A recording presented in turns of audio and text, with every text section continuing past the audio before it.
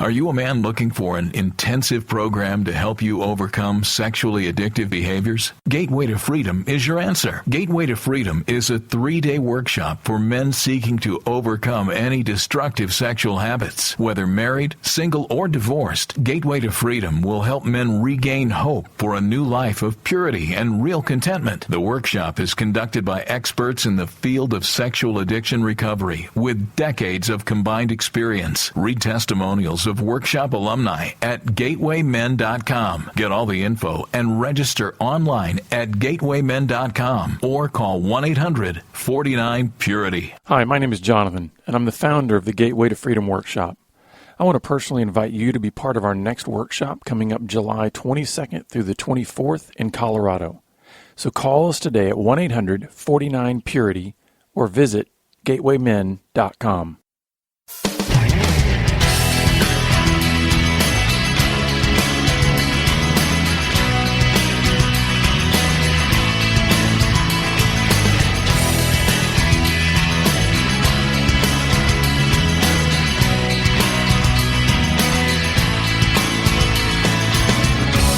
Welcome to Pure Sex Radio, training men, educating women.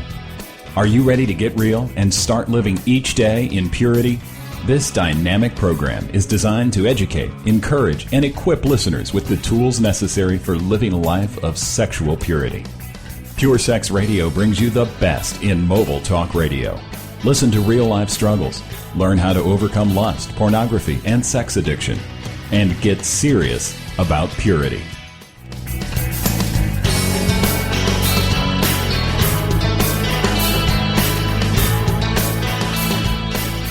Good day, radio listeners. Welcome to this week's edition of the Pure Sex Radio broadcast. We're glad to have you here with us.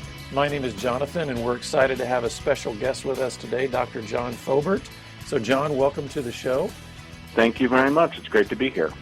Yeah, we're gonna have a great interview today with John. And before we get started, I just want to let you listeners know that as we do periodically, that we are a listener-supported broadcast. This means that the only way that you are hearing this is because of generous partners who've come alongside of us and donated toward the ministry. So if you would like to learn about all the ways in which you can partner with our ministry, simply go to puresexradio.com and click on the donate button, and there you'll find out all the ways that you can come alongside of us. Well, John, I appreciate you taking the time out of your day to be with us. I'm excited about what you have to share with our listeners today. So for the sake of them getting to know you a little bit better, could you give us a little bit of a background of kind of who you are, how you've come to this topic of dealing with the issue of pornography in the public arena, and just from there, we'll kind of address maybe some more specific issues of how pornography is really having a profound impact on our culture. Absolutely. I've been doing research on sexual violence for about 25 years. I'm a college professor at Oklahoma State University and was startled by the fact about 10 years ago when I was doing some work to prevent sexual violence on college campuses that one thing that kept coming up was pornography use, and I at first thought it was sort of unrelated, but then over time I saw it as more directly related, and I began to research that topic more extensively and found that today's pornography is really horribly violent, and I believe it's a recipe for rape. And so that's a bit about where I come from. I came to faith in the Lord when I was 19 in college, and certainly apply my Christian worldview to the topic, but I'm primarily published in secular research journals and that sort of thing, because I think that there's a lot that we can say to our culture, whether they're secular or religious, to say that pornography is a menace to society and we have to do something about it. Yeah, and I think there's a growing swell to that reality. There's voices that are starting to be heard out there, not just from the religious communities, but also from even those who are just starting to realize the research behind what this is doing to brain chemistry and libido and all other kinds of aspects from a medical and even biological perspective. So Why don't you help us understand, because you said you've done a lot of research on this, because sometimes people will shut us off immediately. Not everybody, but certainly there's a large contingent in the culture at large that will just shut us off when we start talking about our Christian faith in relationship to pornography, because they think we have relegated it only to a moral issue. Absolutely. So why don't you talk a little bit more about what you found in your research regarding, especially this interesting link you found between the violence and rape, and how did you get to that on a research level? Well, there actually have been many experimental studies that have been done over time, particularly linking pornography and violence. And so, some other scholars, what they've done is they've this is, I believe back in the 80s, they put men in one situation or another, one being watching a pornography film and another one watching something fairly innocuous, and they would put them then, when they left, the real part of the experiment is that someone would bump into them in the hallway, sort of take a moderately aggressive move towards them, and they would measure the degree to which those men responded back with any kind of aggression. And the men who had watched pornography were far more physically aggressive than those who didn't. So, I mean, that's more of an indirect study. I think when we actually take a look at different kinds of measures we've been able to administer to college men in a way that they respond where they don't really necessarily know that they're admitting to a violation of the law, but we would say, have you, we spell out exactly what rape might consist of and say, have you done this? And then we actually then measure their pornography use, and we've found direct linkages between especially the more violent pornography and more frequent porn use to sexual violence. Now, we can't say every man who watches porn is a rapist. That is not at all what the research shows. Sure, yeah. But especially more impulsive men and men who are watching a lot of violent pornography much more frequently, it is an extreme danger signal. Well, I had heard somewhere, and I wish I could cite the source, but I had seen somewhere that over 90% of death row inmates had a long history of pornography use. And so they were trying to, even from that, start to say maybe there's some correlation between, massive consumptions of this really aggressive and dominating type of pornography, and then the way people actually act in the world. And don't you think this also relates to, there have been studies too on a broader scale of just violence, let's say in video games, not necessarily sexual violence, but violence in video games. And people would always try to say, listen, there's no way that has a direct link to how people then behave in their real lives. And I think there have been studies that have been done that have said, no, we're actually starting to realize that the more people consume certain things into their minds, it's only natural then that they begin to behave in different ways. Well, absolutely, and that research is actually getting a lot stronger, connecting media and violence, and there actually are some video games that are fairly popular these days where part of what you need to do is rape a woman in the video game. So and a lot of the video game consoles, of course, have internet access, so a lot of parents don't know their kids are looking at internet porn through a video game console because they don't know that it can access the internet. So.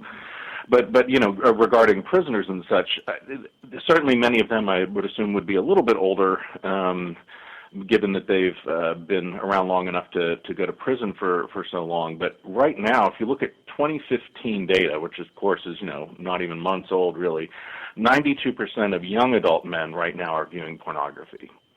So it is a very rampant problem. That's a study in the Journal of Sex Research in 2015. So, it goes down from there over time, but you still have relatively high levels of use among men in their 50s and 60s. So this whole internet porn and iPhone, smartphone thing has been a game changer.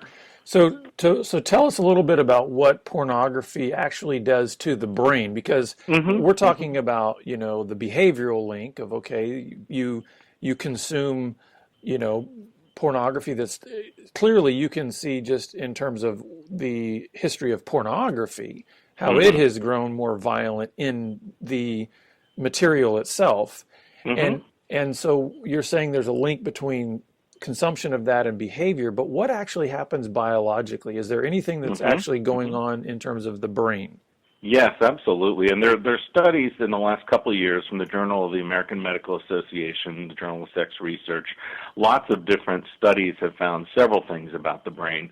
One of the things that happens is that the more people watch pornography, the more likely the neural pathways in the brain are actually rewired. So the user becomes more sexually interested in an image rather than a person. And over time, their brain becomes retrained to only desire sexual release with an image, and they're no longer able to function sexually with a person. I mean, if you look at studies on porn addicts, 60% of them right now have erectile dysfunction. The rates of erectile dysfunction among young men have gone from about less than 1% in the 40s to about 7% in the 90s. Today, it's a third. Wow. So there's really no doubt that porn is impacting both the brain and sexual functioning. And there are other studies showing that actually the more people watch pornography, the more the prefrontal lobes of their brain shrink. It slows down their short-term memory, and it also affects the dopamine in the brain to such a degree that they can become addicted and then go through withdrawals if they stop, much like gambling addiction or other types of behavioral addictions. Mm-hmm. You know, it's interesting because as you talk about the prefrontal cortex actually shrinking, Right. which is very much the part of the brain in which we reason and we make our rational decisions. Yes. Isn't it interesting? Because we have so many couples then where a wife comes to us and she is just furrowed brow, she is perplexed, she's going, I don't get it. Right. My husband is, and she's trying to bring a rational perspective Right. to all these irrational behaviors. And what you're saying is, in a very real way, even physiologically, this man is diminishing his ability to even make rational decisions.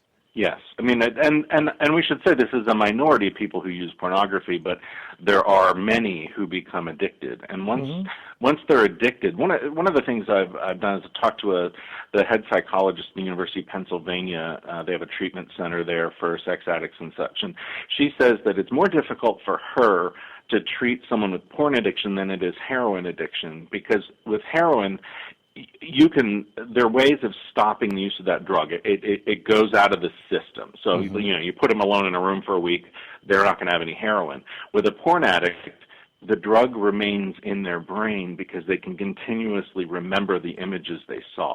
Mm-hmm. So you just can't get it out of the system. So now now a statement like that has the potential to completely shock and dismay our audience. Where's the hope then in, is there any possibility that physiologically, spiritually, emotionally, there can be change toward, because I can hear some of our listeners saying, well, good grief, what's the hope? If I can't ever get this stuff out of my brain, right, where's the hope?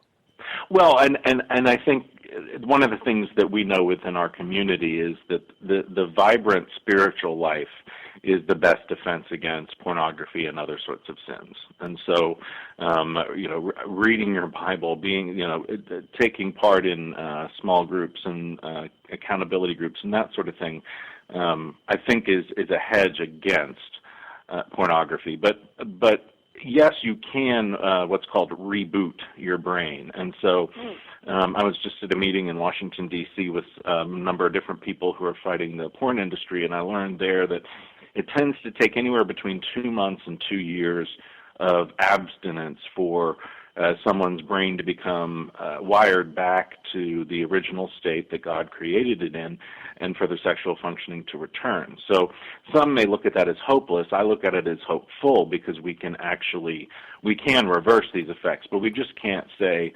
we'll have an intense weekend and then everything will go away. No, this is something that is addictive, dangerous, and we don't even know the effects that this unlimited access that 11, 12, 13, 14-year-old boys have now. After they keep looking at it for 10 years, my goodness, the relationships in our society, I am very concerned.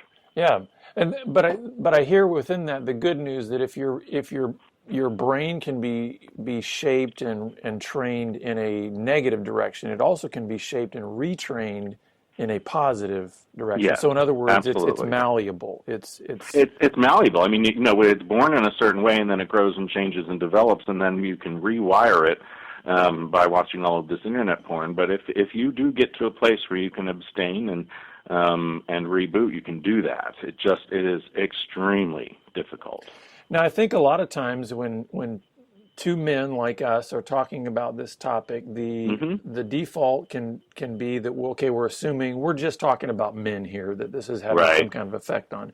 Help us understand what's going on in the world of women as it Hmm. pertains to pornography, and is it as harmful? Are women even involved in pornography to the same degree or to any degree? Help us understand what's going on with women regarding pornography. Sure. I mean, certainly not involved to the same degree, but increasingly involved, and that's something that's quite disturbing. I mean, you have to think about pornography as a business, because that's really what it is, and they've saturated the male market. They can't get very much more out of them, so their growth markets are children and women.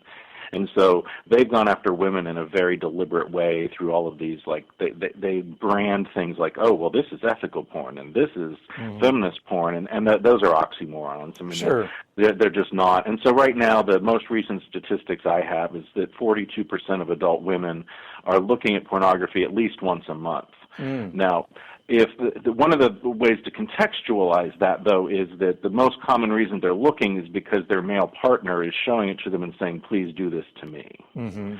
So, whether or not they're choosing to look at it, I'm not quite as interested as just the impact it's having, and we do know that increases their sense of that they should accept sexual victimization because of what they see in the porn acting out such violence towards women. They get the message over time, oh, well, I guess I should enjoy that, and I guess that's how intercourse is intended to go. So it can have a devastating impact on women.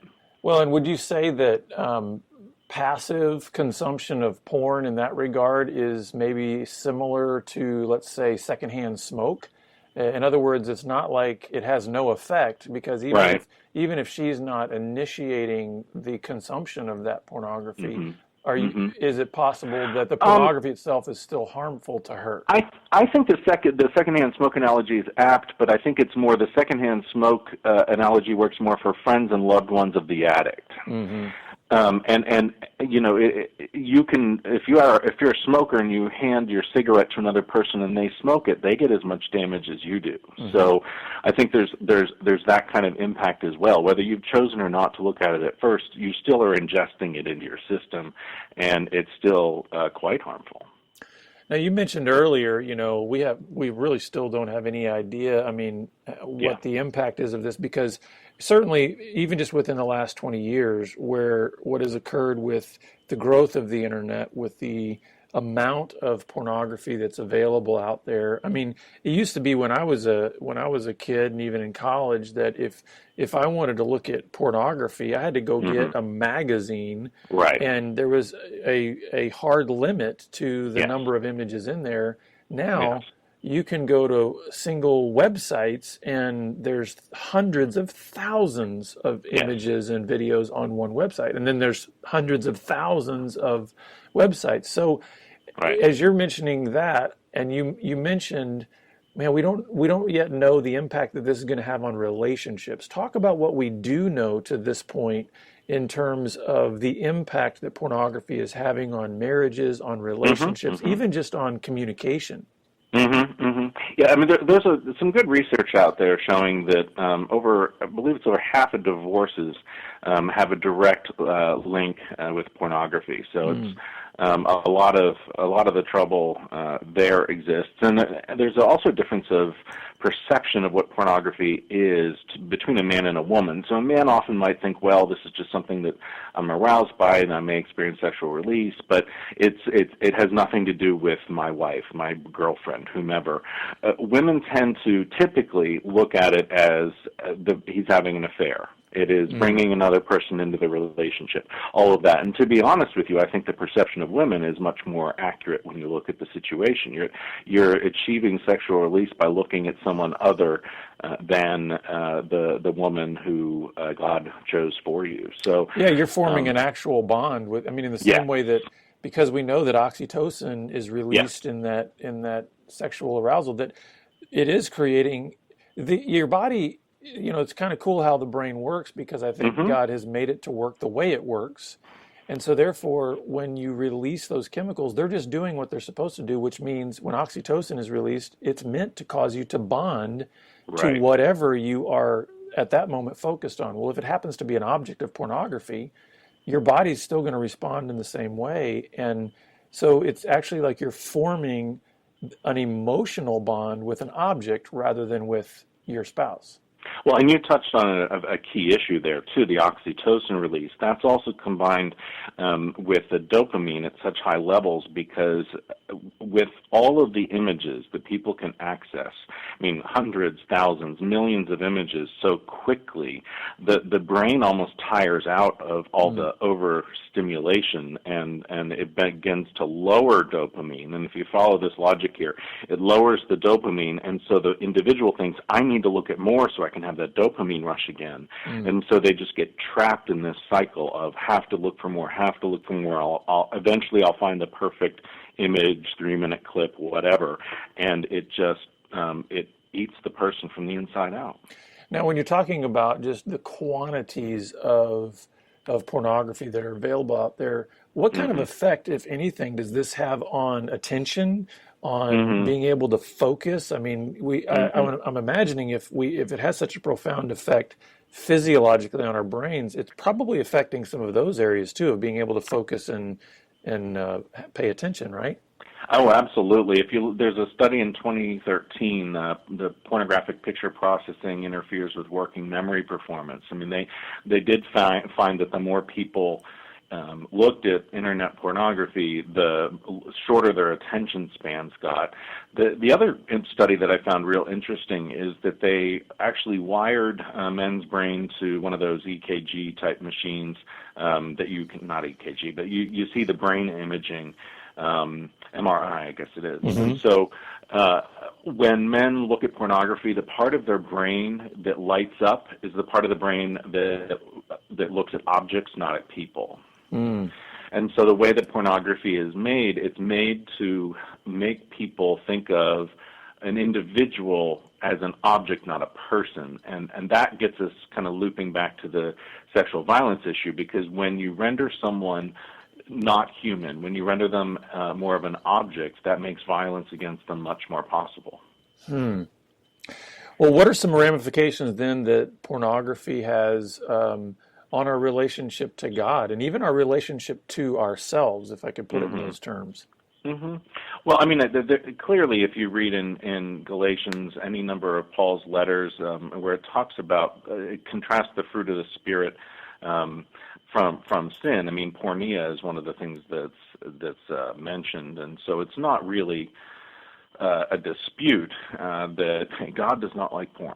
I mean, there's not a statement in the Bible that says thou shalt not look at pornography. But you know, when the Bible was written, this kind of stuff wasn't out there. But it does talk about certainly lust, and it's difficult for many times talks about lust. And I can't imagine a situation where someone's looking at porn where they're not lusting. So there's really no argument to be made that could be at all convincing against a biblical view of porn, at least within the Christian community. Now, if people aren't believers yet, it doesn't do us a whole lot of good to say, well, the Bible says you shouldn't do that, if they don't believe the Bible is the Word of God. So I think we need to work on introducing them to the life that's in Christ first, and then talking about what He requires of us. Yeah, well, let's talk about that a little bit, just the idea of solutions. Okay, so we've got this massive problem. Pornography is clearly having an impact. I don't think anybody that is just a thinking person would say it's having no effect whatsoever on our culture. So then what is there that we can do about it? Well, I think There are many things that people can do, and that's on both an individual and a societal level. I mean, I think the most obvious decision anyone can make is don't look at it. And then, I mean, parents also need to be very careful about teaching their children how to react when they see porn. So it's not a matter of telling Johnny or Susie, don't look at porn. It's more, once they become 10 or 11, it's time to have conversations with them to say, if your friend shows you a picture of a naked person on a phone, how do you think you'd react? And so talking through those sorts of decisions. I also think that, frankly, I don't think that kids should have smartphones, is my own personal view. If they do, you need an internet filter and a accountability program. Those are, I think, critical. The other thing is some more public policy things that folks can do. There's a great group in the D.C. area, the National Center on Sexual Exploitation, NCOSE, and they have a lot of ways that people can connect with them through their website, and they send out action alerts when there's different legislation going through, when they need prayer for a particular issue, when there are any number of things that can help fight the porn industry that someone can often do in 10 seconds on a phone. So it's for the good. So there is that, and then another thing on the public policy realm is that most people get their pornography through a very limited number of internet service providers, and so if we're ever able to institute some regulations about internet service providers and restrict their use of distributing illegal obscene material, which porn is, we may at least be able to blunt it at the source. And I think that's a very hopeful message, because it lets us know that we're not powerless in this situation. No, even though it is definitely a massive wave that is sweeping across our country. Absolutely. So we have a few minutes left, and I wanted to shift gears a little bit, because you have a book that's coming out later this year, and I wanted to see if you could share with our listeners a little bit about that book and how they might be able to obtain a copy. Yeah, absolutely. Thank you for the opportunity. I mean, the book is called How Pornography Harms, and it's essentially an indictment of the porn industry and what they're trying to do to today's generation. And I wrote it really to include a lot of the research on pornography, and in a style that someone without a PhD can understand. And so I talk about things about why anyone should care about porn in the brain, the link to sexual violence, impact on women, teenagers, children, and I reviewed about 40, 50 books about porn. I read about 200 articles about porn, and then I interviewed the top dozen scholars who study it, and then talked to about 24 people whose lives were directly impacted. And I weave their stories throughout the book to really bring a personal sense of what this is. If they are at all interested in ordering it, what they can do is they can go to my website, which if they can spell my name, they can find. It's johnfoubert.com, so John, F as in Frank, O-U, B as in boy, ERT.com, and within a couple of months I'll have a direct link to place pre-orders. It's expected to come out in September. There's also a place where they can email me through the website, and I can make sure they get on the list to be notified when it comes out. So I'm excited about it. I wrote it from a Christian worldview. Actually, the original publisher that said they would publish it at the very late date, they pulled the book and said, because you mentioned religion in this book, we're not going to print it. So that was discouraging, but it was God's hand, because I'm now making some final edits to it and foregrounding a biblical worldview rather than just sort of mentioning it as part of a chapter. So I think it's going to be especially helpful for Christian parents, pastors, others who are trying to understand what today's pornography is doing and how do you have conversations with young people to help them avoid it and or get out of it. That is great. So listeners, if you want to get a copy of that book, we will provide a link to John's website, and you can get information on that. John, thank you so much for being with us this week. Absolutely. And thank you. You bet. Yeah. And listeners, we are glad that you were with us. And if you have any more questions, please direct them toward us. We will be happy to help you along in your journey. And we look forward to seeing you back here again next week on the Pure Sex Radio broadcast.